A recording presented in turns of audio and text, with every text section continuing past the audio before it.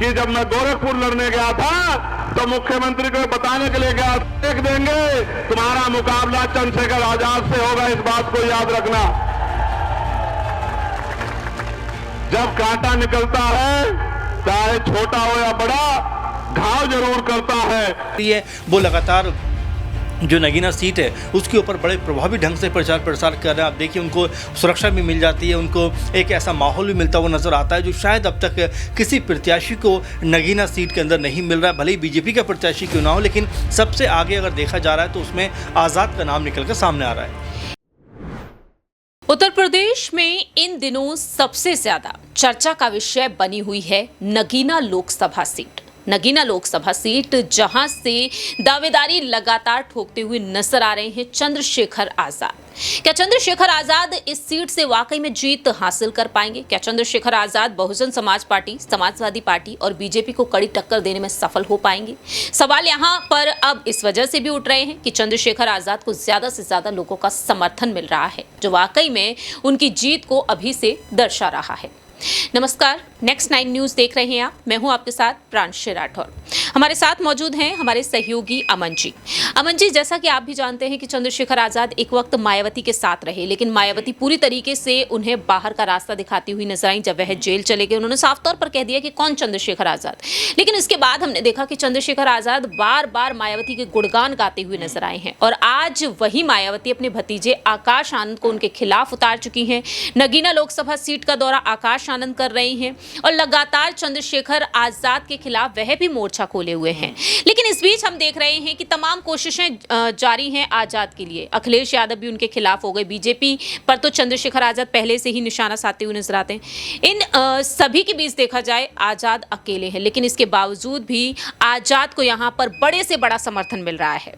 देखिए बिल्कुल, और सही बात है, नगीना की बात आप कर रहे हैं और जाहिर बात है कि वहाँ पर जिस तरह से वोट बैंक को अगर हम देखें तो नज़र आता है कि जो दलित वोट बैंक है, मुस्लिम वोट बैंक है, वो तकरीबन 10-11 लाख के आसपास है। इसमें ये मुझे लगता है ऐसा कि अगर चंद्रशेखर आज़ाद जो है वो बेहतर तरीके से कम्युनिकेट कर पाए, लोगों तक पहुँच पाए, लोगों तक अपने मुद्दे रख पाए, तो जाहिर बात है कि उनकी जीत यहाँ पर तय मानी जाएगी। क्योंकि जिस तरह से यहाँ पर BSP ने भी अपना जिताऊ कैंडिडेट ना उतार कर बल्कि किसी और को उतारा है और जो यहाँ से जीते हुए प्रत्याशी तो उनको कहीं और भेज दिया, ये बताता है कि क्या बसपा सुप्रीमो भी एक तरीके से क्या आज़ाद की मदद करते हुए नजर आ रही हैं। क्योंकि आकाश आनंद ने तो मोर्चा खोल दिया उनके खिलाफ, लेकिन बसपा सुप्रीमो मायावती ने अभी तक एक शब्द भी आज़ाद के बारे में नहीं कहा है। तो आज़ाद भी कहते हैं ये बात कि भाई मुझे जो है बहन जी का समर्थन प्राप्त है, आशीर्वाद प्राप्त है और इसीलिए मैं नगीना सीट से उतर रहा हूँ। तो हो सकता है कि कह सकते हैं कि खुलकर समर्थन ना करना चाह रही हूँ मायावती और जो है उनको साइलेंट तरीके से उनका समर्थन कर रही हैं। और यही बात बार बार नज़र भी आती है कि जिस तरह से अखिलेश यादव ने भी यहाँ से अपना प्रत्याशी उतारा है, लेकिन अभी भी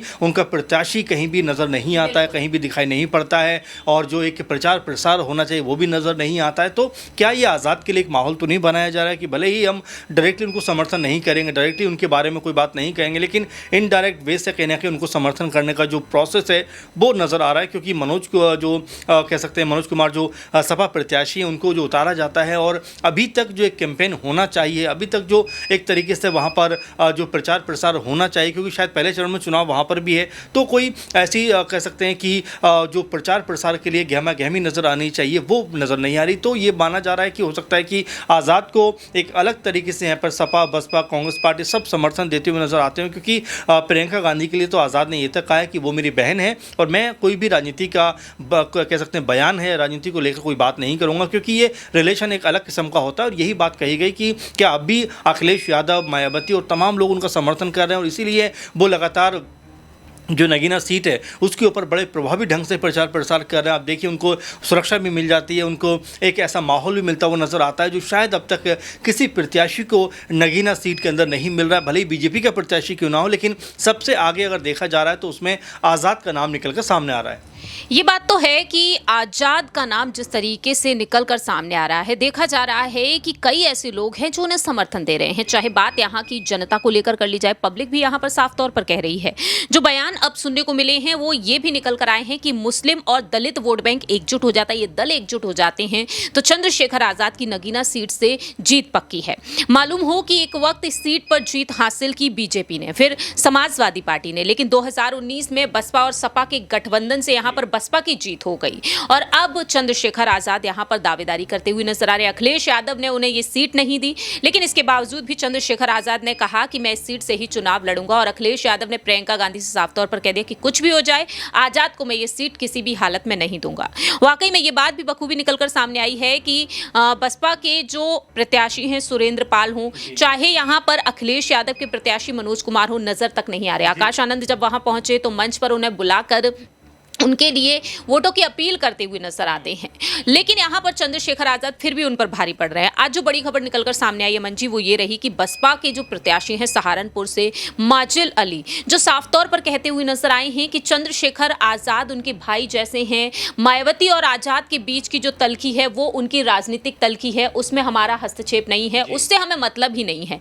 हमारा जो रिश्ता है वो काफी ज्यादा खास है क्योंकि सहारनपुर से वह ताल्लुक रखते हैं, तो मैं इस नाते यही चाहूंगा कि आजाद की नगीना से जीत जरूर होनी चाहिए। तो क्या यहां पर मायावती को देखा जाए तो अंदरूनी तौर पर धोखा मिल रहा है अपने ही नेताओं से, अपने ही प्रत्याशियों से? आज एक नेता नजर आ रहे हैं लेकिन बाद में खुलकर कई नेता नजर आ सकते हैं। देखिए बिल्कुल मैं यही बात आपको कह रहा था कि जिस तरह से एक अप्रत्यक्ष तरीके से आज़ाद को समर्थन देने का जो प्रोसेस नजर आता है वो यही आता है कि खुलकर तो कोई पार्टी उनको समर्थन नहीं कर रही। अखिलेश यादव भी ये बात कह रहे हैं कि भाई हम किसी का भी समर्थन नहीं करेंगे क्योंकि जिनको भी मैंने समर्थन दिया है या समर्थन किया है जिसका भी, वो अपना फायदा लेकर मेरे से भाग जाता है। चाहे जयंत चौधरी की बात करिए, ओपी राजभर की बात करिए, पल्लवी पटेल की बात करिए। इसीलिए आज़ाद को लेकर जब उनसे पूछा गया तो उन्होंने कहा कि भाई मैं अब किसी को कोई मदद नहीं करूँगा क्योंकि लोग अपना फ़ायदा लेकर जो है निकल जाते हैं। लेकिन जिस तरह से अखिलेश यादव भी पूरी तरह से नगीना को लेकर साइलेंट है, कोई बात नहीं कर रहे हैं, कोई बयानबाजी नहीं करते हुए दिखाई पड़ रहे हैं, तो ये मानकर चला जा सकता है कि आज़ाद को लेकर एक जो माहौल है वो खुद विपक्षी लोग हैं वो बनाते हुए नजर आते हैं। आपने सहारनपुर का जिक्र किया, माजिल अली का जिक्र किया, और देखिए जाहिर बात है कि सहारनपुर से ताल्लुक़ रखते हैं तो इस नाते जो एक रिलेशन है वो डेवलप तो हो ही जाता है कि भाई एक शहर से जब आप होते हैं तो आप एक दूसरे के लिए बेहतर चीज़ें बोलते हैं। लेकिन हाँ, अगर पार्टी के हिसाब से बात की जाए तो जाहिर बात है कि घर घर के हिसाब से भी चीज़ें बदल जाती हैं। आप देख रहे हैं कि अपर्णा यादव बीजेपी में है तो उनके परिवार सपा का जो है खेमा में नज़र आता है। तो कुल मिलाकर ये कहा जा सकता है कि पॉलिटिकल एक अलग विचारधारा होती है और जो रिलेशन होता है वो कुछ और नज़र आता है। और यही बात है कि अगर माजिद अली ने ये बात कही है तो कहीं ना कहीं ये बताने का प्रयास किया है कि जिस तरह से मायावती के साथ में उनके रिलेशन का जिक्र किया जाता है, भले ही वो पॉलिटिकल हो लेकिन जो पर्सनल रिलेशन है वो बेहतर है। और इस बेहतर होने का फ़ायदा कहीं ना कहीं नगीना में भी दिखाई पड़ रहा है क्योंकि अभी तक कोई बहुत मुखरता के साथ में जो बीएसपी के कह सकते हैं प्रत्याशी, उन्होंने अपनी बात को नहीं रखा है। जबकि अगर आज़ाद को आप देखें तो पूरे कह सकते हैं कि क्षेत्र के अंदर ना सिर्फ वो प्रचार प्रसार कर रहे हैं बल्कि लोगों को जोड़ने का भी काम कर रहे हैं। आपने देखा कि जब रैली में वो नज़र आते हैं उनको लोग जो है पैसे देते हुए भी नजर आते हैं, हिंदू मुस्लिम उसमें सब दिखाई पड़ते हैं। और आज़ाद ने यही बात कही कि देखिए मैं किसी एक कम्युनिटी की राजनीति करने नहीं आया हूँ बल्कि मैं उन सभी पिछड़ों की राजनीति करने आया हूँ जो कहीं ना कहीं हाशिए पर हैं, जिनकी कोई सुनना नहीं चाहता, और अगर उनके साथ मैं खड़ा हो पाया तो ये मेरे लिए बड़ी बात है। और यही बात है कि आज़ाद हर एक उस जगह पर पहुँचते हैं जहाँ पर दलित पिछड़ों के साथ में अन्याय होता है, वहाँ पर आज़ाद या फिर उनकी टीम नज़र आती है। इसीलिए लगातार युवाओं के अंदर उनकी जो इमेज है वो एक हीरो वाली बन रही है, एक जो कह सकते हैं कि दलितों का मसीहा के रूप में जो उनको देखा जा रहा है वो इसलिए देखा जा रहा है कि तमाम जगह जहाँ पर भी कोई मुश्किलात होती है वहाँ पर आज़ाद नज़र आते हैं। लेकिन आकाश आनंद जिस तरह से उनके ऊपर कटाक्ष किया है वो ये बताने का ज़रूर प्रयास कर रहे हैं कि दलितों का जो अगला नेता है वो मैं हूँ। लेकिन जिस तरह से वो काम कर रहे हैं वो काम ऐसा नहीं है कि जो दलित का युवा वर्ग है उनके ऊपर भरोसा कर सके, क्योंकि ज़मीनी लेवल पे अभी तक आकाश आनंद ने कोई बड़ा काम ऐसा नहीं किया है। वाकई अब देखा जाए तो यहाँ पर आज़ाद जो है वो सबसे आगे निकलते हुए नजर आ रहे हैं। आज़ाद के कुछ यहाँ पर बयान आपको सुना देते हैं। जिस तरह से हमने देखा कि नगीना सीट का वह दौरा करते हुए नजर आए, भाषण के दौरान मायावती का वह जिक्र करते हुए नजर आए इशारों शर्मा, और दूसरी ही तरफ जो बीते कुछ दिनों पहले रामपुर में जो घटना होती हुई नजर आई थी उस घटना को लेकर आज़ाद दलितों के साथ पूरी तरीके से खड़े रहे। सुनिए जरा। जब मैं 16 महीने जेल काट के आया था तो मैं तीसरे ही दिन चला गया था पंजाब मेरा सचखंड बल्ला नमन करने के लिए और उस मिट्टी को नमन करने के लिए, क्योंकि मैंने जेल के दिनों में मान्यवर काशी राम साहब को पढ़ा और जब मैंने उनको पढ़ा तो मुझे एहसास हुआ, पलट के नहीं देखा मेरे साथी। मैं जब यहां आया था नगीना उठ के आई एक कि जब मैं गोरखपुर लड़ने गया था तो मुख्यमंत्री को बताने के लिए गया था देख देंगे, तुम्हारा मुकाबला चंद्रशेखर आजाद से होगा, इस बात को याद रखना। जब कांटा निकलता है, चाहे छोटा हो या बड़ा, घाव जरूर करता है। घाव तो है, घाव तो है। आरएसएस भारतीय जनता पार्टी ताकत दी, सबसे पहले हिम्मत दी और यहां से हमारी पुरानी नेता को एमपी बना के लोकसभा में भेजा, मगर जिन लोगों ने लोकसभा में भेजा उनके हिस्से में कुछ भी नहीं आया। आज भी ओमपाल जी जिक्र कर रहे थे कि भाई नगीना के लोग, बिजनौर के लोग ये कहते हैं कि हम तो सबको ताकत देते हैं, लेकिन कोई हमारे बारे में नहीं सोचता, कोई हमारे बारे में नहीं सोचता। मैं आपको विश्वास दिला के कहता हूं कि जिस तरह से मां की सेवा की जाती है, इस तरह से मैं नगीना, लोकसभा और बिजनौर जिले के लोगों की सेवा करने का काम करूंगा। मेरी बात को आप याद रखना। क्या कोई, मेरे भाइयों, मेरी माताओं बहनों, बताओ, क्या कोई व्यक्ति अपनी मां को परेशान छोड़ता है? क्या दुख के समय में, परेशानी के समय में मां से मुंह मोड़ता है?